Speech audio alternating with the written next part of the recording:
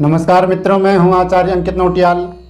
स्वागत है आपका हमारे YouTube चैनल धर्मशास्त्र में। जैसे कि आप जानते हैं कि हम इस चैनल के माध्यम से धर्म से संबंधित, ज्योतिष शास्त्र से संबंधित, पूजा पाठ इत्यादि से संबंधित जानकारियां लाते रहते हैं। तो आज हम बात करेंगे कि जन्म कुंडली में मांगलिक योग कैसे बनता है। मंगल दोष यदि हमारी जन्म कुंडली में है तो हमें खुश होना चाहिए या दुखी होना चाहिए। किस प्रकार से हमारी जन्म कुंडली में मांगलिक योग बनता है, क्या उसका प्रभाव हमारे जीवन पर होता है, वैवाहिक जीवन पर उसका क्या प्रभाव होता है, इस पर आज हम बात करेंगे। सबसे पहले हम जानेंगे कि मंगल दोष क्या होता है, मांगलिक किसे कहा जाता है। क्योंकि प्रायः देखने को मिलता है कि कुछ लोग मंगल दोष के कारण बहुत ही ज़्यादा भयभीत अर्थात डर जाते हैं, परेशान हो जाते हैं। हमारे पास भी इसी प्रकार से 15 से 20 जन्म कुंडलियाँ आई। किसी ने उनको बताया कि आपके लड़के या लड़की की जन्म कुंडली में मंगल दोष है, मांगलिक हैं। तो उन्होंने अधिक से अधिक, ज़्यादा से ज़्यादा, अच्छे से अच्छे रिश्ते कैंसिल कर दिए, मना कर दिए। क्यों? कि उनको कहीं मांगलिक लड़की नहीं मिली, किसी को मांगलिक लड़का नहीं मिला। इस प्रकार से उनके बच्चों की शादी ही नहीं हो पाई। तो ऐसे हम क्यों करते हैं? कई लोग मांगलिक दोष के कारण अपने बच्चों की जन्म कुंडलियाँ चेंज करवा देते हैं, बदलवा देते हैं। तो मंगल दोष से लोग क्यों डरते हैं? क्या है ये ऐसा? आज का जो हमारा योग है वो है मांगलिक योग। हर किसी भाव में कष्टकारक नहीं होता है। उसमें प्रवेश करने से पूर्व एक जानकारी आपको दे दूं। यदि आप अपने या अपनी बच्चों की जन्म कुंडली बनवाना चाहते हैं या उनके भविष्य के बारे में जानना चाहते हैं, अपने घर में पूजा पाठ इत्यादि, सुंदरकांड, अखंड रामायण पाठ, व्रत उद्यापन आदि किसी भी प्रकार की यदि आपको जानकारी चाहिए तो वीडियो के नीचे हमारा संपर्क सूत्र, हमारा नंबर दिया हुआ है। आप व्हाट्सएप के माध्यम से, कॉल के माध्यम से बात कर सकते हैं। आपकी जो समस्या है उसके बारे में बता सकते हैं। कुंडली देखने का शुल्क लगता है। जो भी शुल्क होगा आप संपर्क करिए, आपको बता दिया जाएगा। जो भी आपकी समस्या होगी उसका निवारण जरूर होगा। प्रातःकाल 10 बजे के बाद और रात को 8 बजे से पहले आप संपर्क कर सकते हैं। जो भी आपकी समस्या है उसका निवारण जरूर होगा। और अब चलते हैं हम आज का जो हमारा मुख्य विषय है, मांगलिक योग। मांगलिक योग किसे कहते हैं? मंगल से ही मांगलिक योग जन्म कुंडली में बनता है। किन किन भाव में मंगल होना चाहिए जो हमारी जन्म कुंडली में मांगलिक योग बनता है? तो आइए जानते हैं। सबसे पहले, यदि हमारी जन्म कुंडली में पहला, चौथा, 7वां, 8वां और 12वां, इन 5 भावों में यदि मंगल बैठा हो तो हमारी जन्म कुंडली में मंगल दोष होता है, मांगलिक हम होते हैं। पर हमारी ही जन्म कुंडली से हमारा मंगल दोष कट हो जाता है, भंग हो जाता है। वो किस प्रकार से भंग होता है वो भी आप समझ लीजिए सबसे पहले। क्योंकि केवल इन भावों में मंगल बैठने से हम किसी को ये नहीं कह सकते हैं मंगल दोष है, आपको मंगली ही लड़की से विवाह करना चाहिए। ऐसा बिल्कुल भी नहीं है। ये जो भ्रम आप लोगों में किसी ने डाला है, यूट्यूब, फेसबुक, सोशल मीडिया के माध्यम से जितनी भी ये भ्रांतियां फैलाई जा रही है, इन भ्रांतियों से आप बिल्कुल दूर रहें। आज ये हमने कई दिनों से इस विषय पर मैं चर्चाएं कर रहा हूँ। ये जो जानकारियां हैं ये प्राप्त कर रहा हूँ अपने, हमारे जो श्रेष्ठ गुरुदेव हैं, कई लोगों से इस चीज़ के बारे में, इस विषय पर चर्चाएं की, तब जाके ये जो अच्छा और स्पष्ट और सटीक विश्लेषण जो है वो आज आपके सामने हम रख रहे हैं। जन्म कुंडली के माध्यम से इस योग को आप समझिए। यहाँ पर हमने समझाने के लिए कोई अंक नहीं लिखा है, चंद्रमा हमने यहाँ पर लिखा है। तो 1 2 3 4 यहाँ से यदि हम गिनते हैं तो चंद्रमा से चौथे मंगल हो रहे हैं। तो यदि इसी प्रकार से आपकी जन्म कुंडली में भी है, यदि जातक की जन्म कुंडली में है, जातक अर्थात कोई लड़का हो कोई पुरुष हो, उसकी जन्म कुंडली में है तो उसको सुख की प्राप्ति कम होगी, दरिद्र होगा, थोड़ा पैसे आने में थोड़ा पैसा कम रहेगा, और उनकी जो धर्म पत्नी होगी उसकी आयु अर्थात उम्र उनसे थोड़ा कम होगी। चंद्रमा से सप्तम यदि मंगल बैठे हो तो जातक की धर्म पत्नी दुशीला, कटु स्वभाव और अप्रियवादिनी होती है। ये बिल्कुल सटीक सूत्र हैं, इन पर शंका करने की कोई भी आवश्यकता नहीं है आपको। यदि चंद्रमा और शुक्र से सप्तम स्थान में शनि या मंगल बैठे हो तो उस जातक के स्त्री और पुत्र को कष्ट होता है। किस प्रकार से, आइए समझिए। 1 2 3 4 5 6 7 चंद्रमा से सप्तम स्थान में मंगल शनि दोनों में से यदि एक भी ग्रह बैठा हो तो जातक की स्त्री और पुत्र को कष्ट होगा। यदि शुक्र से सप्तम मंगल शनि हो तब भी कष्ट होगा। तो शुक्र से सप्तम शनि मंगल है। किस प्रकार से, 1 2 3 4 5 6 7 शुक्र से सप्तम भी यदि शनि मंगल दो ग्रहों में से एक ग्रह भी बैठा हो तो जातक की स्त्री और पुत्र को कष्ट होता है। इस बात का आप बिल्कुल विशेष ध्यान रखें। जब भी आप वर कन्या अर्थात लड़के और लड़की की जन्म कुंडली का मिलान करें तो इन बातों का विशेष ध्यान आपको रखना चाहिए। जब आप ये देखते हैं कि इनकी कुंडली में मांगलिक दोष है या नहीं है, ये मांगलिक दोष पर ही चर्चा हो रही है विशेष मुख से। बहुत प्रयास करने पर ये विश्लेषण करने को हमें मिला है और बिल्कुल ध्यान से समझिए आप। अब चौथा जो उदाहरण है वो किस प्रकार से है।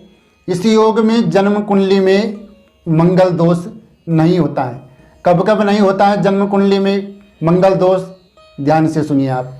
यदि लग्न होता है हमारा प्रथम भाव, लग्न में यदि मेष राशि का मंगल हो तो एक अंक जो होता है वो होती है मेष राशि। मेष राशि का मंगल यदि लग्न में हो, 8वां अंक होता है वृश्चिक राशि का मंगल यदि चतुर्थ भाव में हो, और मकर राशि का मंगल यदि सप्तम भाव में बैठा हो, कर्क राशि जो चौथी राशि है, कर्क राशि का मंगल अष्टम भाव में हो, और धनु राशि का मंगल द्वादश अर्थात 12वें भाव में हो। धनु राशि का मंगल 12वें भाव में हो। इन भावों में यदि इन राशियों में मंगल बैठे हो तो हमारी जन्म कुंडली में मांगलिक दोष नहीं होता है। इस बात का आप विशेष ध्यान रखें। अपनी जन्म कुंडली पर भी आप ये योग देख सकते हैं और मिलान कर सकते हैं। ये योग यदि इस प्रकार से आपकी जन्म कुंडली में हो तो आप समझिए कि हम मांगलिक नहीं है। बिल्कुल भी अफवाहों में आने की आवश्यकता नहीं है। दूसरे भाव में चंद्रमा शुक्र का योग बन रहा हो और या उन पर मंगल और बृहस्पति की दृष्टि पड़ रही हो, या केंद्र में राहु बैठा हो, या केंद्र में राहु मंगल का योग बन रहा हो तो जन्म कुंडली में मांगलिक दोष नहीं होता है। किस प्रकार से, ये दूसरा भाव है। यहाँ पर यदि चंद्रमा के साथ शुक्र बैठा हो पहली बात, या इस भाव पर मंगल या देवगुरु बृहस्पति की दृष्टि पड़ रही हो। इस प्रकार से मंगल से सातवीं दृष्टि पड़ रही हो, या 8वीं दृष्टि पड़ रही हो, या मंगल से गिनने पर चौथे दृष्टि यदि पड़ रही हो, बृहस्पति की 7वीं दृष्टि, 9वीं दृष्टि या 5वीं दृष्टि दूसरे भाव पर पड़ रही हो तो मंगल दोष नहीं होता है। दूसरी बात, यदि केंद्र में राहु बैठा हो, केंद्र किसको कहते हैं तो 1 4 7 10 इन 4 भावों को केंद्र कहा जाता है। इन चारों में से एक घर में भी यदि राहु बैठा हो तो मंगल दोष नहीं होगा। तीसरा, यदि केंद्र में 1, 4, 7, 10 ये पहला भाव है, दूसरा तीसरा चौथा है, पांचवां छठा सातवां ये है, आठवां नौवां दसवां ये है, 1, 4, 7, 10 इनमें यदि राहु मंगल एक साथ बैठे हों, चारों भावों में से किसी भी एक भाव में यदि बैठे हों तो जन्म कुंडली में मंगल दोष नहीं होता है। ये बिल्कुल ज्योतिष शास्त्र के जो प्रसिद्ध शास्त्र हैं, प्रसिद्ध पुस्तक हैं, उनसे ये प्रमाण के रूप में मैं आपको बता रहा हूँ। मुहूर्त चिंतामणि में कहा है कि यदि बृहस्पति सप्तम स्थान को छोड़कर केंद्र या त्रिकोण में कहीं बैठा हो, सूर्य 11वें भाव में या लग्न में बैठे हो और चंद्रमा वर्गोत्तम स्थिति में हो तो जन्म कुंडली में जितने भी दुर्योग होते हैं संपूर्ण दोषों का ये नाश कर देते हैं। आइए किस प्रकार से समझाते हैं आपको जन्म कुंडली से। सप्तम स्थान ये होता है, अंक कोई भी यहाँ लिखा हो पर 7वां यही होता है। यहाँ पर बृहस्पति नहीं होना चाहिए। ठीक, बृहस्पति 1, 2, 3, 4 ये केंद्र हैं, यहाँ कहीं बैठा हो या 1, 5, 9 केंद्र त्रिकोण में बृहस्पति कहीं भी बैठा हो, केंद्र में बैठा हो तो सप्तम स्थान में नहीं होना चाहिए। केंद्र त्रिकोण में बृहस्पति कहीं भी बैठा हो, सूर्य या तो लग्न में बैठा हो या तो एकादश 11वें घर में बैठा हो, या तो यहाँ बैठा हो सूर्य या तो यहाँ बैठा हो, और चंद्रमा जो है वर्गोत्तम स्थिति में हो। जैसे उदाहरण के लिए आपको बता देता हूँ, जैसे चंद्रमा यहाँ पर हमने लिख रखे हैं तो पहला अंक यहाँ पर दूसरा, यदि चंद्रमा हमारी जन्म कुंडली में वृष राशि में है, वृष राशि में चंद्रमा उच्च के होते हैं, वृष राशि में यदि चंद्रमा हमारी जन्म कुंडली में है तो हमें अपनी नवमांस कुंडली में देखना है कि चंद्रमा यदि वृष राशि में ही बैठे हो तो ये चंद्रमा वर्गोत्तम स्थिति का होता है। तो वर्गोत्तम स्थिति में यदि चंद्रमा हो तो जन्म कुंडली में जितने भी दोष होते हैं इन दोषों का नाश हो जाता है, ये दोष सब दूर हो जाते हैं। किस प्रकार से होते हैं एक बार फिर से समझ लीजिए। आप एक कॉपी पेन निकाल के लिख भी सकते हैं। यदि बृहस्पति 7वें भाव को छोड़कर 7वें भाव में ना बैठा हो और केंद्र त्रिकोण में कहीं भी बैठा हो, सूर्य जो है वो लग्न में बैठा हो या 11वें भाव में बैठा हो और चंद्रमा वर्गोत्तम स्थिति में हो, तो जितने भी दोष जन्म कुंडली में होते हैं उन सब दोषों को दूर करते हैं, उन सब दोषों का अनिष्ट जो होता है उसको दूर कर देते हैं। मुहूर्त दीपक में कहा गया है कि यदि वर कन्या दोनों की राशि मैत्रियां परस्पर मित्रता हो, अच्छी मिल रही हो और गुण 27 या 27 से अधिक ज़्यादा मिल रहे हो तो जन्म कुंडली में जो मांगलिक दोष होता है वो नहीं होता है, वो भंग हो जाता है।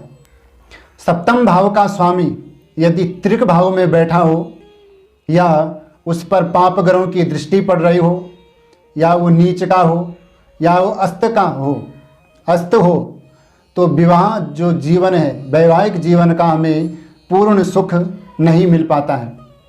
किस प्रकार से एक बार समझ लीजिए। त्रिक भाव किसे कहते हैं? सप्तम भाव का स्वामी जो भी यहाँ पर अंक लिखा हो उसकी जो राशि होगी उस राशि का जो स्वामी होगा वो सप्तम का भाव कहा जाएगा, सप्तम भाव का मालिक। छठे, 8वें और 12वें भाव को त्रिक भाव कहा जाता है। यदि शनि यहाँ पर बैठे हो या यहाँ पर बैठे हो, ये यहाँ पर बैठे हो या शनि पर किसी पाप ग्रह की दृष्टि हो, जैसे सूर्य, मंगल, राहु, केतु की दृष्टि हो या शनि नीच के हो, तो शनि तुला राशि में उच्च के होते हैं और मेष राशि में नीच के होते हैं, या शनि अस्त हो हमारी जन्म कुंडली में, तो विवाह का हमें पूर्ण सुख नहीं मिल पाता है। तो आज हमने पूरे विश्लेषण के साथ समझा कि यदि हमारी जन्म कुंडली में मांगलिक योग बन रहा है तो किस प्रकार से बन रहा है, हमारी जन्म कुंडली में मांगलिक दोष कट भी रहा है या नहीं कट रहा है। यदि आपको मैच करना नहीं आता है तो आप किसी विद्वान ब्राह्मण के पास, जिनको ज्योतिष शास्त्र का अच्छा ज्ञान हो, उनके पास अपनी जन्म कुंडली लेकर जाएं और उनसे बिल्कुल शांत मन होकर के पूरे विश्लेषण के साथ मांगलिक दोष के बारे में आप चर्चा करें।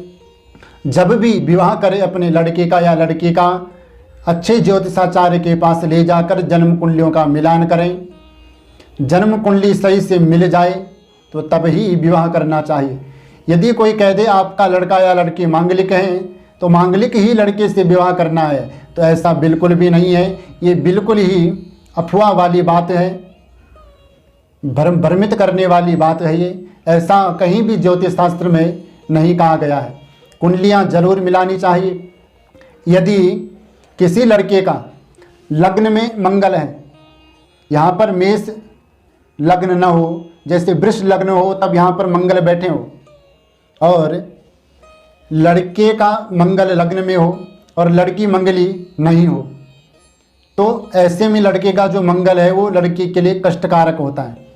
लड़की का मंगल हो और लड़के का ना हो तो वो लड़के के लिए अरिष्ट होती है, कष्टकारक होती है।